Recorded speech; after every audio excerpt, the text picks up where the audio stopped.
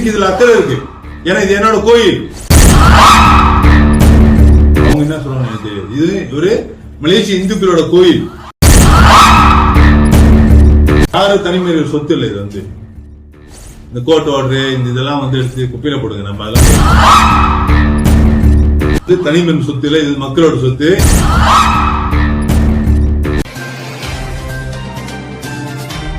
பத்துமலை மின் படிக்கட்டுகள் அமைப்பது தொடர்பாக சர்ச்சை எழுந்துள்ள நிலையில் நேற்று ஸ்லாங்கூர் மாநில ஆட்சிக்குழு உறுப்பினர் பப்பா ராயுடு இதற்கான ஊடகவியலாளர் சந்திப்பை நடத்தி தனது தரப்பு விளக்கத்தினை முன்வைத்துள்ளார். மின் படிக்கட்டு அமைப்பதில் தமக்கு எந்தவித கருத்து வேறுபாடுகளும் இல்லை என்று குறிப்பிட்ட அவர், ஆனாலும் அது முறையாக அரசு அனுமதியுடன் சட்டத்திற்கு உட்பட்டுதான் இருக்க வேண்டும் என்று வலியுறுத்தினார். கோலாலம்பூர் ஸ்ரீ மகா மாரியம்மன் தேவஸ்தானம் முறையாக தேசிய சங்கங்களின் பதிவிலாக்காவான ROS கீழ் பதிவு செய்யப்பட வேண்டும் என்பதுதான் ஸ்லாங்கூர் மாநில ஆட்சிக்குழு மன்ற குழுவில் வரையறுக்கப்பட்ட விதிமுறை என்று அவர் தெரிவித்தார். மின் படிக்கட்டு அமைப்பதற்கான அனுமதி வழங்குவதில் ஸ்லாங்கூர் அரசாங்கத்திற்கு எந்த ஒரு பிரச்சனையும் இல்லை. ஆனால் ஆலய நிர்வாகம் முறையாக ஒரு அமைப்பு அல்லது ஒரு இயக்கத்தின் கீழ் பதிவு பெற்றிருப்பது மிகவும் அவசியம் என்று பப்பா ராயுடு தெளிவுபடுத்தினார். இதற்கு மத்தியில் கோலாலம்பூர் ஸ்ரீ மகா மாரியம்மன் தேவஸ்தானத்தின் தலைவர் தான் ஸ்ரீ R நடராஜா, பப்பா ராயுடு உண்மைக்கு புறம்பான செய்தியை சொல்கிறார் என்றும் அவதூறு பரப்புவதாகவும் குற்றம் சாட்டினார்.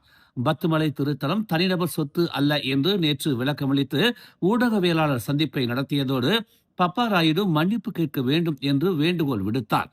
சட்ட ரீதியான வழக்கை அவர் எதிர்கொள்ள வேண்டும் என்றும் தெரிவித்திருந்தார். இதற்கு பதிலளித்த பப்பா ராயுடு தாம் எந்த ஒரு அவதூறும் பரப்பவில்லை என்றும் அதற்காக தாம் மன்னிப்பும் கேட்கப் போவதில்லை என்றும் தெரிவித்தார். தேவஸ்தானம் சார்பிலான வழக்கை தாம் சட்ட ரீதியாக எதிர்கொள்ளப் போவதாகவும் அதை தமது வழக்கறிஞர்கள் பார்த்துக் கொள்வார்கள் என்றும் அவர் கூறினார். தமது வழக்கறிஞர்கள் சட்ட ரீதியாக அதை எதிர்கொள்வார்கள், எனவே அவரும் தேவஸ்தானமும் தொடுக்கும் வழக்கை சந்திக்க தயார் என்று அவர் கூறினார். தமக்கு வந்த முதல் பேப்பர் தனிநபர் பெயரில்தான் வந்ததால் தாம் அதற்கு மறுப்பு தெரிவித்தேனே தவிர அதற்கு முன்னதாக அவர்கள் நிறுவனத்தின் பெயரில் போட்டார்களோ அல்லது யார் பெயரில் போட்டார்களோ தெரியாது, நான் பார்க்கவில்லை. அப்படி பார்த்தால் நான் கண்டிப்பாக சொல்லியிருப்பேன். எனக்கு வந்ததை வைத்துதான் நான் சொல்ல முடியுமே தவிர கற்பனையில் சொல்ல முடியாது என்று பப்பா ராயுடு கூறினார். காலம் மாறிவிட்டது. காட்டுமிராண்டி காலத்தில் நாம் இல்லை. முறையான ROS பதிவு இருந்தால் சிக்கல் இல்லை. இதுதான் நடைமுறை என்று பப்பா ராயுடு திட்டவட்டமாக தெரிவித்தார். மேலும் செய்திகளை தெரிந்து கொள்ள தமிழ் மலர் இணையதளம், தமிழ் மலர் செயலி மற்றும் மலர் டிவி யூடியூப் சேனலை வலம் வாருங்கள். எங்களோடு இணைந்திருக்க மலர் டிவியை பதிவு செய்து கொள்ளுங்கள். உறவுகள் மகிழ்ந்திட விருப்பம் மற்றும் பகிர்வு சேவையை சொடுக்கிடுங்கள்.